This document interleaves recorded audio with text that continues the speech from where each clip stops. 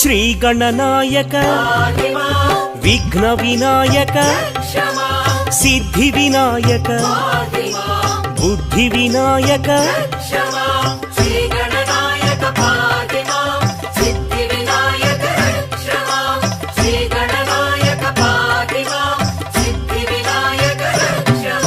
మూషిక వాహన మోదక హస్త